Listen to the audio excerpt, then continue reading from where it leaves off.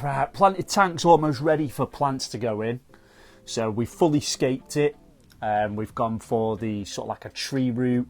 What I'm planning to do is have a lot of carpet plants in here and just keep it like a lawn, and then have some stem plants towards the back just to fill the back out a bit. But it's a lot of planning. It has been a while me building it, but they do cost money, and then you have to sort of make sure that you plan everything correctly so that you don't miss anything further down the line. But there's one major thing you've got to consider when you're setting up a planted tank, and that's if you're going to use CO2. Now, you don't always need it, but sometimes it can be a massive help in getting these tanks going and keeping them stable. So we're going to talk about CO2. Do you need it?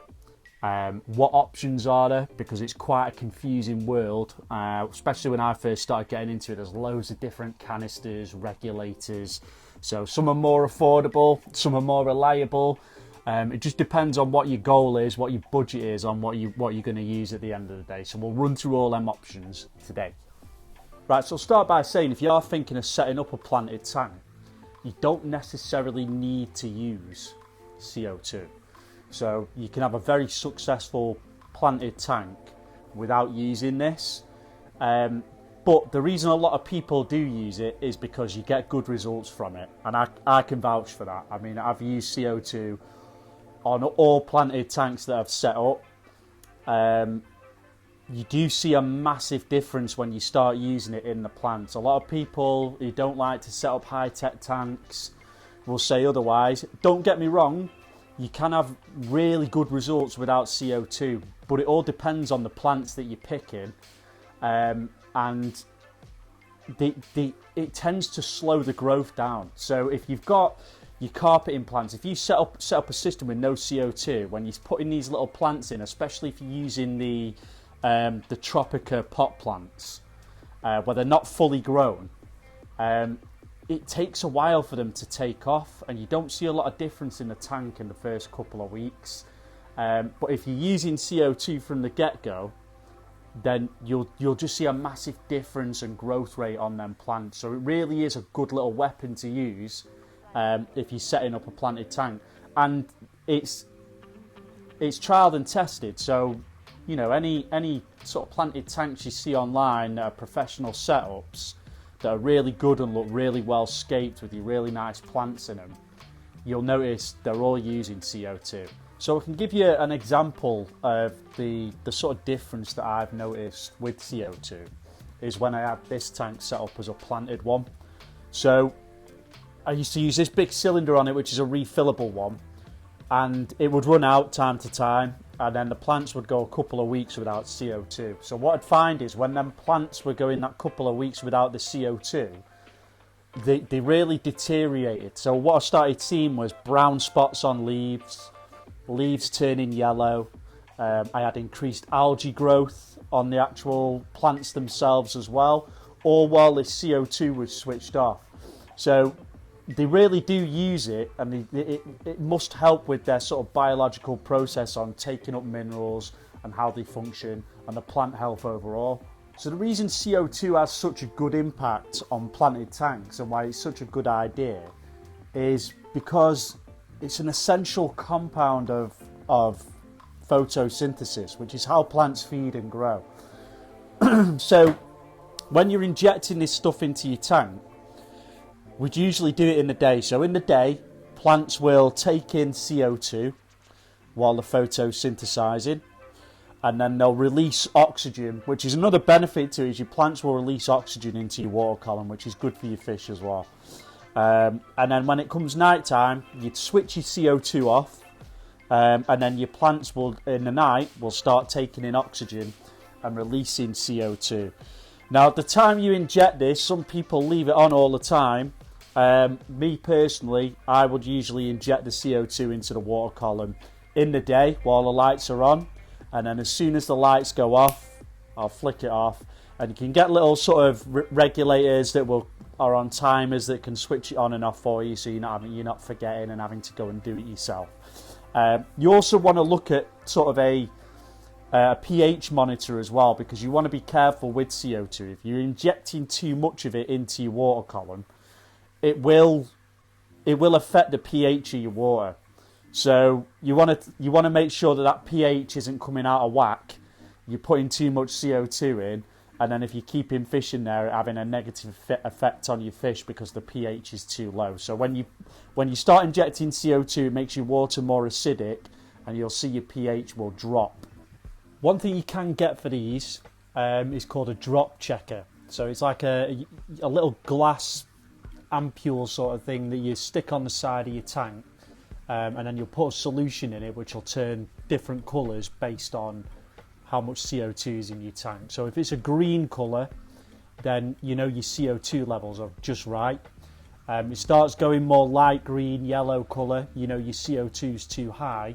And then if it's a blue colour, you know it's too low. So that's how you know how to dial in your CO2. It's a simple method you can use where it's just visual on the side of your tank. And you can turn this up and down to get the colour matching just right.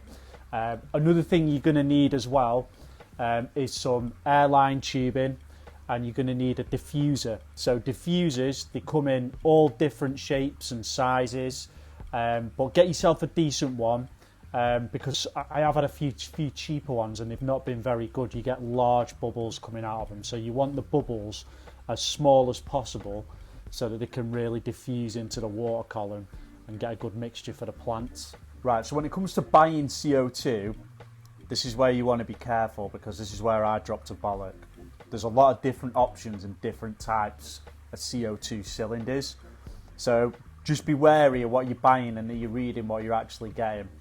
So the first one you can get, which is a popular option, is the refillable cylinder. So you don't usually get the regulator with them. It depends if you buy them in a kit or a setup. Sometimes you have to buy the regulator separate. But these ones are usually the more expensive ones from the get-go.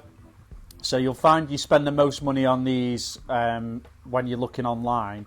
But in the long run, they can be cheaper, providing you've got somewhere local that can refill them. So some fish shops will do it. Sometimes you have to go to special sort of places where people refill the welding ones and stuff. But in the long run, it can work out cheaper for you if you've got a setup you're going to have for a long time.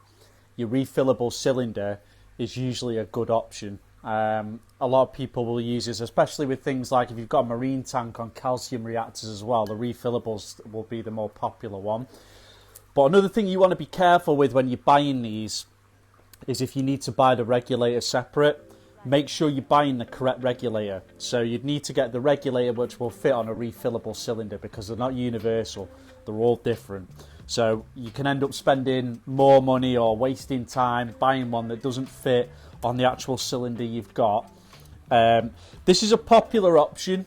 Like I said, it's not for everybody because it can be more expensive. It's one of my preferred options, is the refillable one. But yeah, it's a good cylinder all in all. This is my favourite one, and I'll tell you why. So these are disposable cylinders. So again with this, you'll need to get the correct regulator for it. It's a different regulator to what you'd put on a refillable one, which just screws straight on the top of the cylinder itself. The good thing about these is when you run out or when you're running low, the problem I had with this one is when it was running down, I'd have to take it off the tank, go and get it refilled. It was time consuming. I haven't got anywhere local that will refill CO2 cylinders. With these, once it's gone, once it's getting low, what you can do is you just order a new one. So they'll just order a new cylinder, it comes in the post, and then it's ready. You're not having to get up and go anywhere. Your tank's not going to do without CO2 for a certain period of time. So this is my preferred option based on my lifestyle. You can just get them delivered to your house. You can tell on the gauge when they're getting a bit low, and then you can just order a new one. From a price perspective, these are fairly cheap as well. You will have to keep buying them, unlike the refillable one.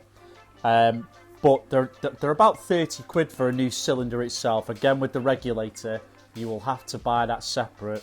So make sure that you're getting the correct one to fit on one of these cylinders. But this is my favourite one all in all. they're reliable, they're easy to, you just get rid of them, order a new one when it runs out, it's here at your door, and then you can just switch it over and you're not having any issues. The final one is, it's a bit of a mad science kit.